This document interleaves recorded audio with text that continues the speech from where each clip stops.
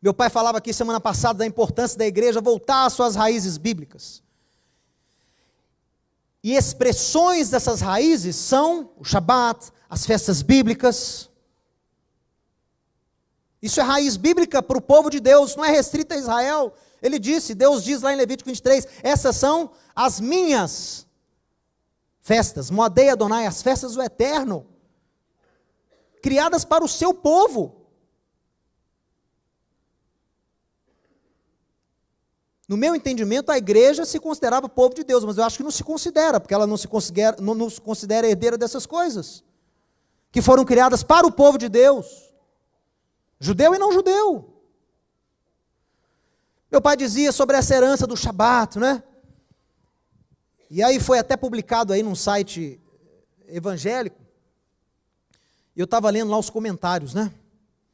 As pessoas falavam, não, o rabino está citando aí, da igreja querendo celebrar sábado, e festa bíblica, e não sei o quê. Mal sabe ele que os apóstolos já resolveram tudo no concílio em Jerusalém. E aí, citavam o concílio de Jerusalém. E eu li aquilo ali e falava, eu comentava com minha esposa, essa igreja está embebida, ela está bêbada dentro de um espírito hipócrita, que é uma coisa impressionante. As pessoas citando o concílio de Jerusalém, e eu me pergunto, aqueles que estão, não precisa de Shabat, não precisa de nada além do que está lá no concílio de Jerusalém. O que diz o concílio de Jerusalém? Vocês estão falando o concílio de Jerusalém, vão aplicar? Tem algum de vocês aplicando o concílio de Jerusalém nas suas igrejas? Se ele está servindo para contra-argumentar um argumento sobre Shabat e o povo de Deus, que existe, o Shabat existe antes da Torá, antes de Moisés, com Moisés, depois de Moisés. Então risca lá Isaías capítulo 56, que é algo que vai existir, que vai continuar existindo. Mas a igreja de alguma forma vai estar isenta de cumprir. Ela quer estar lá, mas não quer fazer o que as pessoas farão nessa época. Muito difícil isso acontecer. Mas tudo bem. Vocês estão citando o concílio em Jerusalém. E os apóstolos, com a intervenção de Jacob, que era o líder da igreja em Jerusalém, irmão de Yeshua, Tiago, ele cita profecia em Amós, que é uma profecia voltada para Israel, a restauração do tabernáculo caído de Davi é uma alusão a Israel. Ou seja, Deus vai restaurar Israel para que Israel volte a influenciar as nações, trazendo-as para Deus novamente. É promessa. Então os apóstolos estavam assim, vamos impor a Torá para quem não é judeu ou não vamos? Vamos ou não vamos? Tem gente que acha que o concílio em Jerusalém decidiu por não impor. Mas não é isso que o texto diz. O texto não diz que não vai impor. A questão não é se você vai ou não vai guardar a Torá. A questão que foi decidida aqui em Atos 15 é quando você vai guardar a Torá. Você que não é judeu. É quando, não é se, é quando. Por isso que Tiago inicia com a profecia a Amós. Deus vai restaurar o tabernáculo caído de Davi. Israel vai cumprir sua missão profética de Gênesis capítulo 12 e vai atrair para si novamente, para Deus, as nações. Israel é o caminho.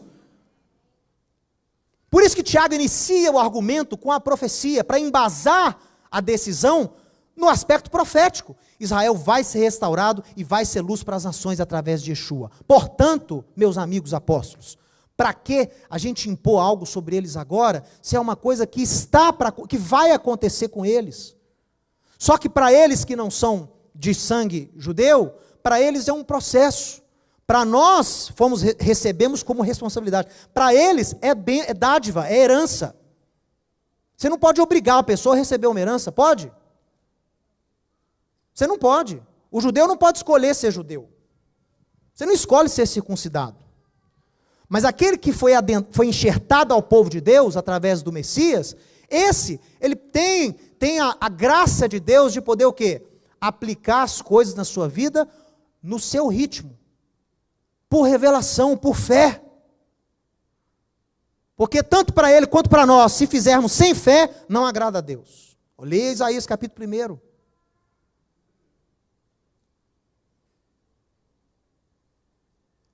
Deus chama as festas de minhas festas, lá em Levítico 23, em Isaías capítulo 1, ele fala que vomita quando o povo vai celebrar as festas. Deus mudou de ideia? As festas agora são ruins? Tem pastor que cita, né, Isaías 1, falando que Deus rejeitou essas tradições. Não! São festas dele, que ele criou para o seu povo, são boas. Mas o que acontece? Quando fazemos-nas com o coração distante, como quando celebramos-nas com o coração distante, com a mão de sangue, com a mão fechada ao órfão, ao oprimido, quando oprimimos o pobre, roubamos do pobre, oprimimos o órfão, e queremos celebrar a Deus, nada disso adianta para o eterno, porque está sem kavaná, está sem intenção correta do coração. Então Tiago dá esse argumento, e ele cita essas leis, que são leis judaicas já existentes para quem não era judeu, são parte das leis noéticas. Ah, mas ele falou só 4. É claro, as outras 3 já eram aplicadas pelaquela comunidade. Shabat já era aplicado, Tribunal de Justiça já era aplicado. Eles aplicaram as leis noéticas que os gentios não tinham conhecimento ainda. Quais foram? Nós estamos no Concílio de Jerusalém. Então vamos ver se vocês estão aplicando o mesmo Concílio de Jerusalém? Então tá. Mas escreve-lhes, Atos 15, 20. Que se abstenham da idolatria. Ok? Ok. Aí a pessoa acha que idolatria, no conceito apostólico, bíblico, é só me prostrar diante de uma estátua. Você acha mesmo que é isso? Se você ler à frente e atrás desse texto, você vai entender o que é idolatria para Deus. A idolatria, ela se multifaceta. São níveis de idolatria. Várias coisas caracterizam idolatria para Deus. Você sabia disso? Um dos exemplos que os apóstolos, na pessoa do apóstolo Paulo, Rabino Shaul, decreta mais de uma vez aos seus discípulos lá em Corinto, é que comida consagrada a demônios, se você come sabendo que foi consagrada, é idolatria, sim. Foi por isso que o povo de Israel se contaminou lá aqui em Números 25. A doutrina de Balaão conseguiu fazer com que os israelitas se contaminassem com comida. Então, comer comida sacrificada a ídolo é idolatria.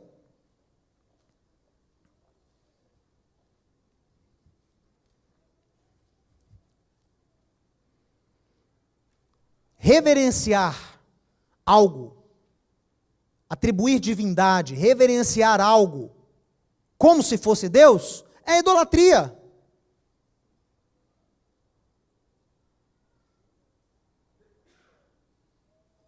Não, nós não cometemos idolatria. Será mesmo? Esse nicho chamado de celebridade gospel, esse mundo pseudo-celebridade, eu não sei o que é isso que os evangélicos têm tanta necessidade de ter também um mundo paralelo. É um universo paralelo. Tem um mundo aqui, vamos fazer um universo paralelo nosso. Kasher, permitido. É um universo paralelo. Tem celebridade lá, tem celebridade aqui. Eu já experienciei atitudes de idolatria em relação a esses ídolos gospel. Eu experienciei, não estou falando do que eu ouvi falar, coisa que eu vi, que eu, com o mínimo de conhecimento que tenho, posso discernir como idolatria. Eu vi isso acontecendo. E não foi em um lugar só, não. Querem ensinar Concílio de Jerusalém? Ensinem a não adorar esses ídolos gospel. Ensinem a não atribuir divindade a pastor. Pastor nenhum perdoa o seu pecado.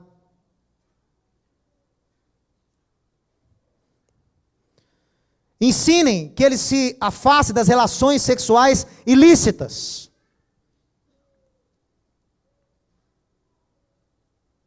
Adultérios, fornicações nos seus vários níveis.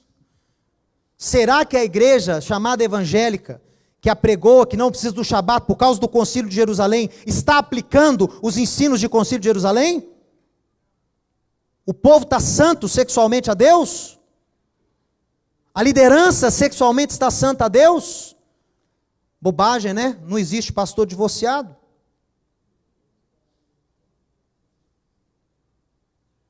Ah, você está pegando pesado, tem que... Eu sei. Divórcio é um tema polêmico nas Escrituras.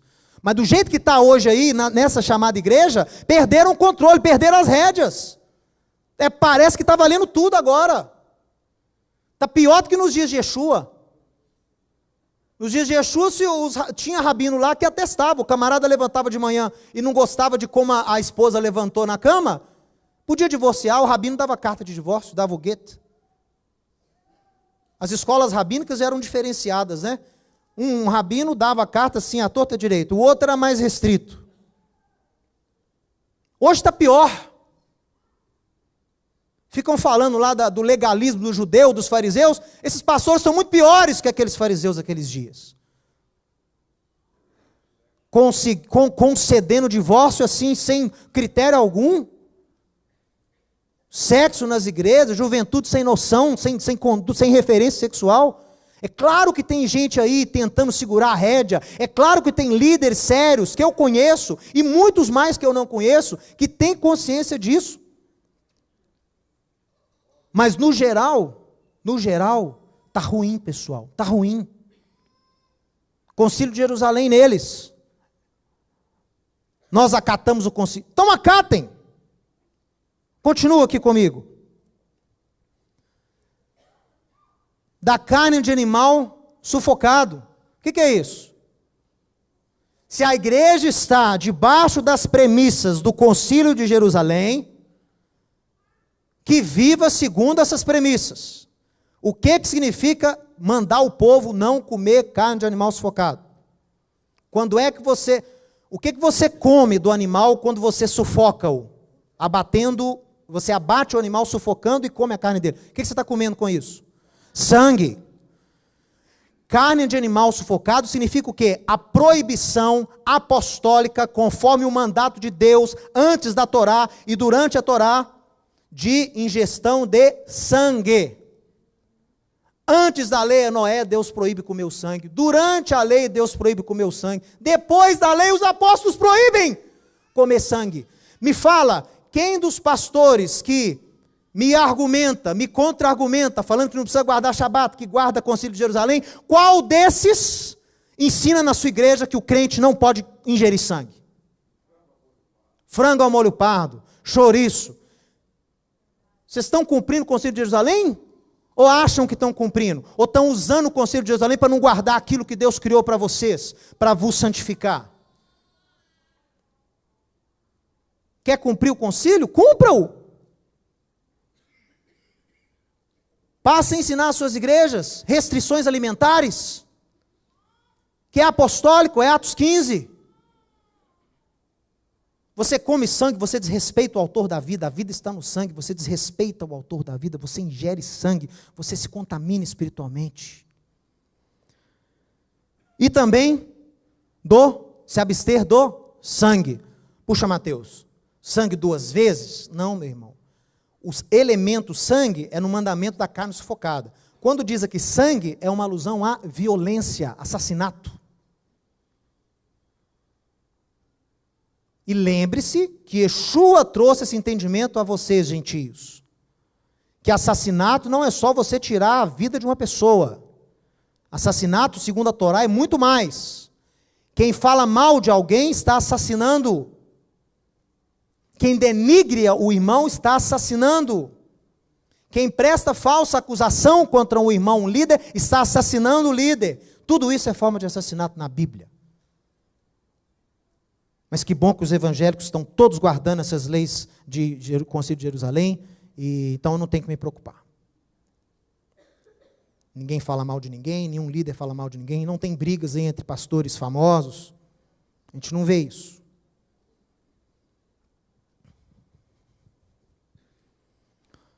E você acha que o concílio terminou aqui?